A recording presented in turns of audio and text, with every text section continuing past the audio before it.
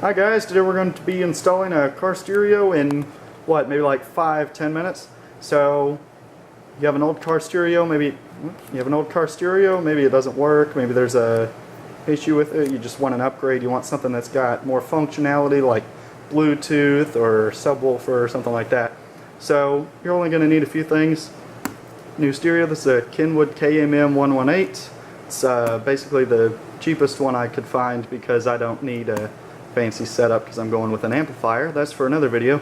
You're going to need a wiring harness for your make and model. You're also going to need, in some cases, a trim piece for your make and model. You're going to need a Phillips screwdriver, a flathead screwdriver, and wire strippers. Let's get to work. So the first thing you want to do is remove the old unit, and this model of vehicle we're working on is a 2001 Jeep Grand Cherokee. So the trim piece around here just pops out.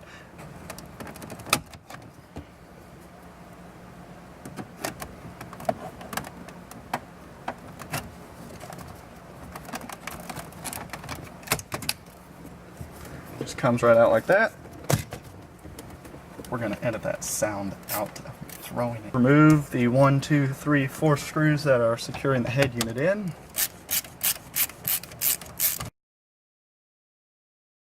And after the screws are out, just going to pull the unit straight out.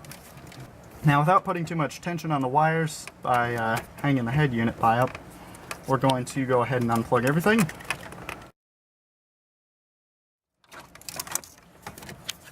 And here's the old unit, which we are going to set aside. So after unboxing our head unit, this is the cable that we get. This plugs into the back of the head unit, and there are all of these cables here. And our wiring harness, all of these cables need to be spliced up to here, so this simply plugs into the back of our radio, and our two harnesses we'll just be able to plug into the corresponding connectors. There's one for black and one for gray. So let's go ahead and set this up. With your wiring harness and your head unit, you will get a diagram of what color wires do what. So most of the time they match up. The gray and black wire is of course soldered to the gray and black. It never hurts to cross-reference these to double check to make sure that you actually have the wiring set up correct. In some cases, one or two may be backwards. In this case, everything matches up. So we're going to go ahead and solder all of these wires up with these wires. You will, of course, need a soldering iron. I have a decent Weller setup, but a cheap $15 Radio Shack iron will be fine. And get you one of these. These are helping hands. This makes everything easy, and you can get these on eBay for like less than 10 bucks. So there's really no reason to not get one. So we're going to use these auto-adjusting wire strippers, and we're going to go ahead and strip all of the leads that we need. So these strippers are good because you just put it in there. These are automatic. You just go like that, and your wire's already stripped. So we need to do that with all of these wires. And there we go. All of the wires are stripped, and that literally took less than 60 seconds. Sure beats using one of these where you have to find the right size and then pull it, whereas you just put it in here and done. We'll go ahead and get a piece of the shrink tubing, and we will put it over the wire before, and we want to put it back because whenever you start to solder this, it'll get hot, and then this will be stuck, and you'll have to unsolder and do it again, which is no fun. Ask me how I know. We'll grab our helping hands. We will just go ahead and solder that together.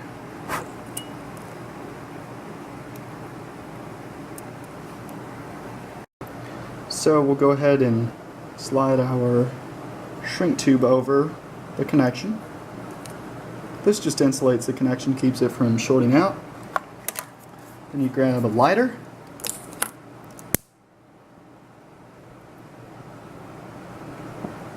And there you go. If your shrink tube tears or gets punctured, you can just use electrical tape for reinforcement. And when you're done, you're going to have this big mess of wires. Well, that's what zip ties are for. That's much better if I do say so myself. Now we're ready to install it. Alright, so now that everything is done here, harness is already plugged in. I've already gone ahead and soldered that wire up there.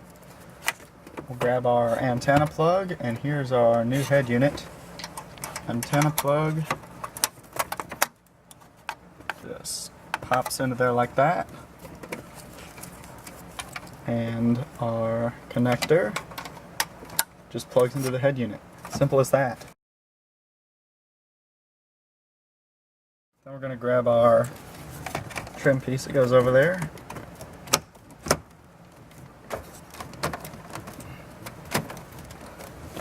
And that just pops on. Is that in up?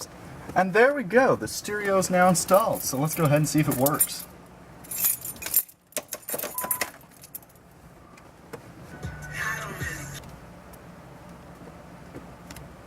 Alright, there we go.